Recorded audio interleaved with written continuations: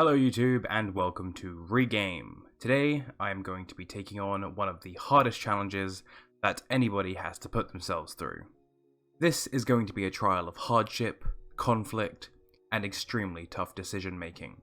But how does one single man break down the intricacies of deciding which pixelated canine stands atop the rest?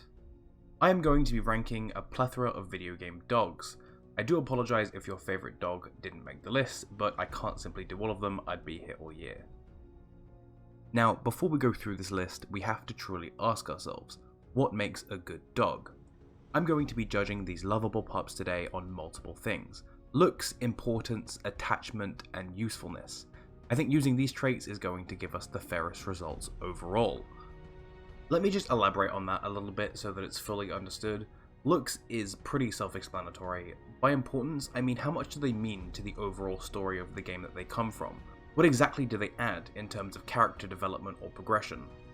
By attachment, I'm of course talking about the level of attachment that the player can feel towards the dog during the game's runtime. And usefulness means how does the dog benefit the player mechanically speaking. Now that that's all cleared up, let's get on with the list. Coming in strong with an absolute champ, we have the wolf from Minecraft. Just about everybody these days has played Minecraft, and if you haven't, then just get out of here, because, I don't associate with life. Every single person who's played Minecraft has sought out skeletons on the hunt for bones for the sole purpose of going out and finding one or more of these cute-ass companions to help them on their journey, or simply for the comfort of something to come home to. Their clunky, blocky look just strikes a chord for me for being absolutely freaking adorable. And on top of that, you can name them, you can change the colour of their collar, start your own fluffy family, and do a bunch of other wacky things with the game's list of special names like Dinnerbone. Very unfortunately, however, these doggos are capable of dying, which usually results in the shattering of your entire heart and soul. Their health in-game is indicated by their tail. High tail means they're doing good, and low hanging tail means they're injured.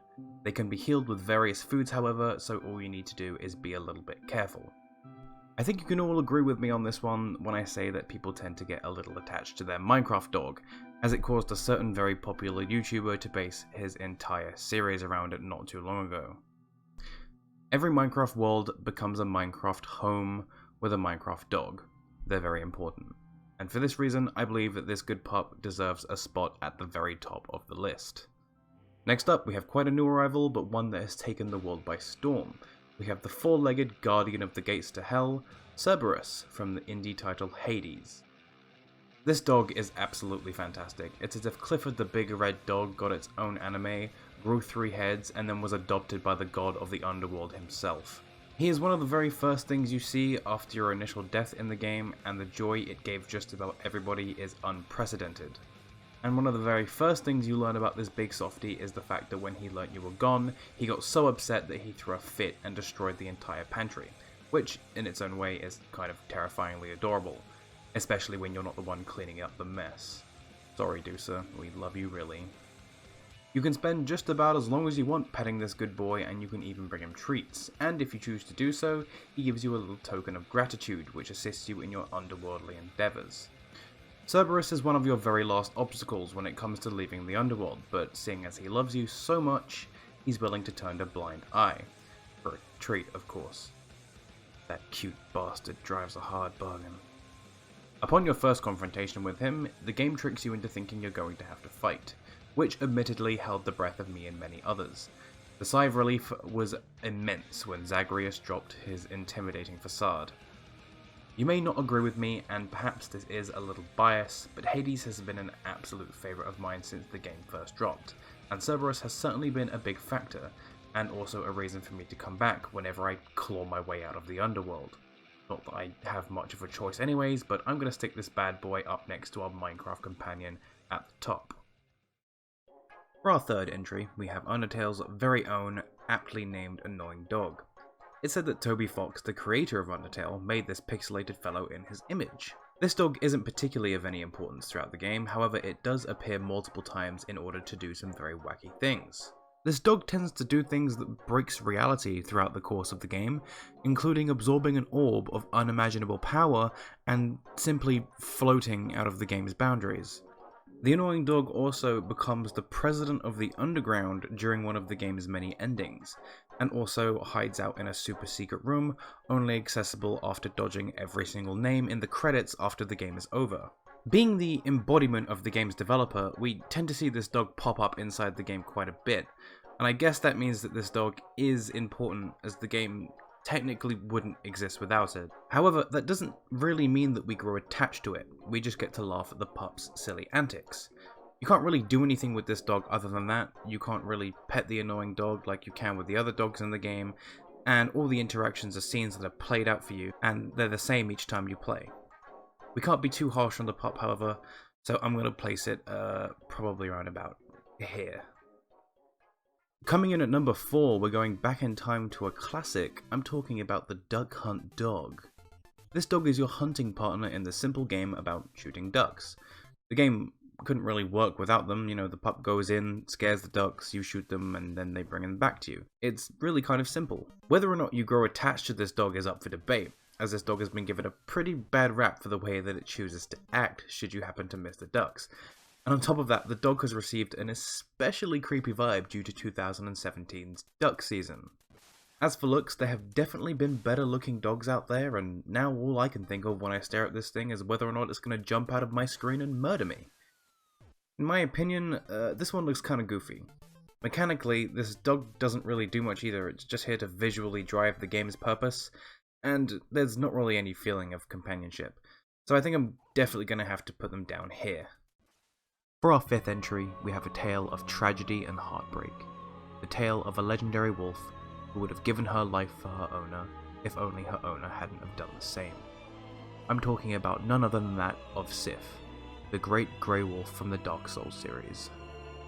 Once the partner of Artorias the Abyss Walker, this wolf can be found in-game protecting her fallen partner's grave, and is a boss that you are required to put to rest in order to retrieve Artorias' ring. What makes this already sad story even more tragic is the DLC that can trigger a unique cutscene. The DLC has you go back in time to the point where Artorias was corrupted beyond help by the power of the Abyss, and gets you to fight him. After killing him, you find a young Sif, still surrounded by the barrier he raised in order to protect her before he lost his sense of self. After freeing Sif. No, Sif. We're saving Sif. After freeing Sif, she can then be called to fight alongside you during the DLC's final boss, which if done before fighting her in the main game causes her to remember your scent during the cutscene.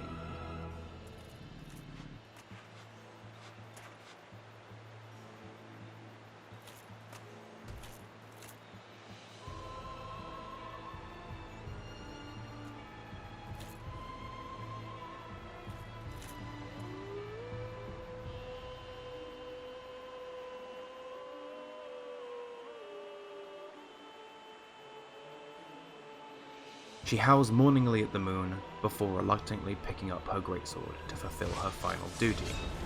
This has got to be one of the most bittersweet bosses in any video game. In terms of looks, Sif is absolutely gorgeous, being modelled after a grey wolf, and the absolutely mahoosive sword that she wields is goddamn awesome. Sif plays a big part in a chunk of the game's lore. She fights with you, and she fights alongside you. And obviously, because of the story behind her, can bring a fully grown man to tears. It's me. I'm fully grown man, okay? I think the only thing that I can possibly do to do this good pub justice is to go even further beyond!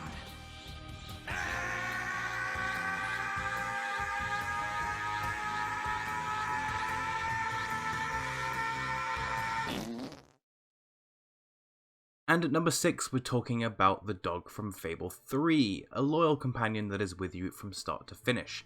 This dog is actually customizable to the player's wishes, being able to be a few different breeds, ranging from Alsatian to Red Setter, Poodle, and even a robot dog, just to name a few. This dog has abilities that can be upgraded throughout the game through the use of the different books, and can help you with a few different things such as finding treasure and weapons, and finishing off the enemies that have been knocked down. You can also interact with them in a variety of ways, from petting to disciplining to playing fetch.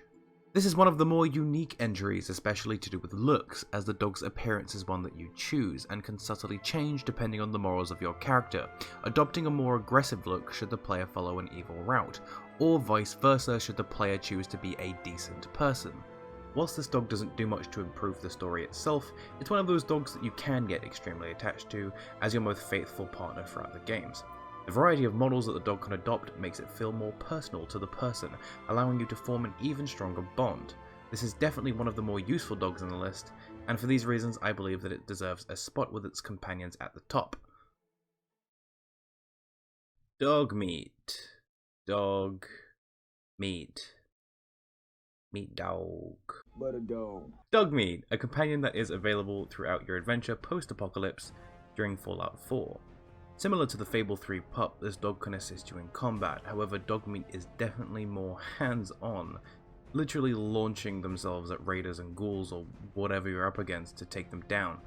Dogmeat is available as a companion near the very start of the game, and like other companions that you find along the way, they love you unconditionally, and with maximum affinity right from the get-go, which is the game's stat point for friendliness, I guess. Others will judge you and the decisions you make over the course of your journey, while Dogmeat will continue being a dog. On top of mauling your enemies to death, Dogmeat can also help you with carrying your stuff, and is entirely immune to radiation, and that's certainly a thing you're going to have to deal with in a game such as Fallout. Dogmeat has one of the highest stealth ranks of any companion in the game. I mean, look at him, he's just so adorable. You can actually find vanity items throughout the game in order to customize him, like bandanas and stuff, and I don't know about you, but that's pretty cool. Although Dogmeat is a pretty useful dog in combat and other situations, as well as pretty darn cute, his importance is questionable, as well he is only one of many companions in the game. Dogmeat doesn't necessarily drive the story in any way, shape or form, and you don't need to take them with you, and those who don't obviously aren't the most attached. Overall, a pretty darn good dog, which I'm probably gonna place around here. Coming in at number 8 we have the Nintendogs. Yeah, that's right, all of them. Why? Because fuck you, that's why. I make the rules here, this is my list. Now, for many of us that got a Nintendo DS on its first year of release, Nintendogs was probably one of, if not the first game on the system that you played. I know it was mine. These dogs are, you know, I don't know. I have mixed feelings about these dogs, because the old aesthetic of them makes them kind of cute, and on the other hand they didn't really age the best. Some of them look kind of funky. In this game, if you've never played, you can do pretty much anything you'd usually do whilst taking care of your dogs at home, and more. You can play with it, pet it, teach it tricks through the DS's super innovative voice recognition. Speak. Fuck. Good boy. You can bathe your dog, you can take your dogs for walks, dress your dogs, and even enter them in amazing agility-based competitions. For a lot of kids whose parents wouldn't let them get a dog when they were younger, this game definitely did its part in filling the void. I spent absolutely hours in this game meticulously taking care of as many dogs as I possibly could, and training them up in all different kinds of agility training so those bastard judges would stop making fun of me! I mean, this game is literally all about dogs. There wouldn't be a game without these dogs, and looking after them, training them and all that jazz is literally the sole narrative. So I guess you could say they're kind of important to the game.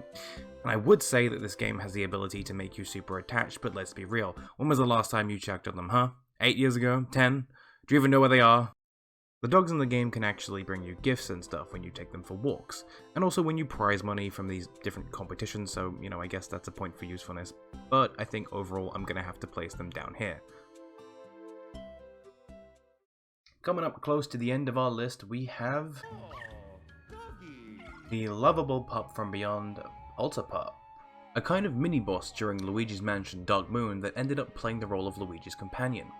During Dark Moon, Polterpup consistently caused issues for our green Italian friend, mainly in the form of stealing items of importance and then booking it through the nearest wall, in what can only be described as the biggest dick move a ghost could pull.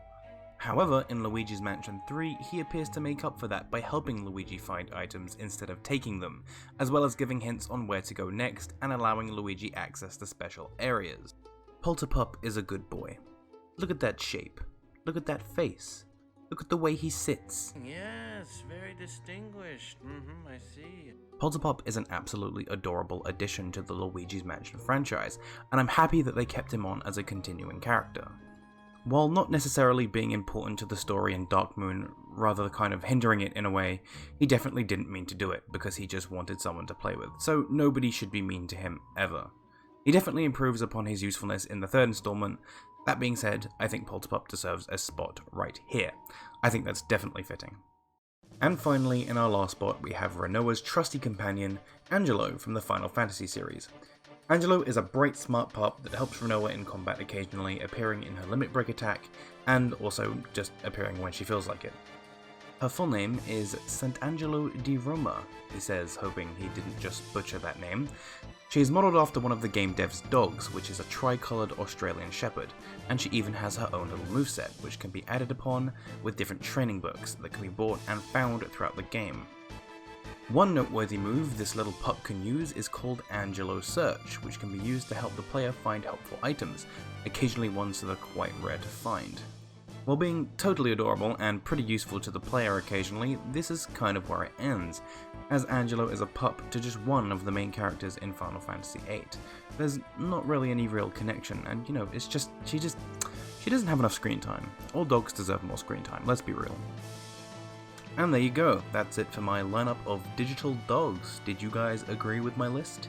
It took me forever to put this together, and honestly, I thought pretty damn hard about each one of the placements, but something tells me that this is definitely one of the fairer and better ones out there. Thanks for joining me guys, and don't forget to hit like and subscribe for more game related content in the future. I'm working my absolute arse off on this, please help me.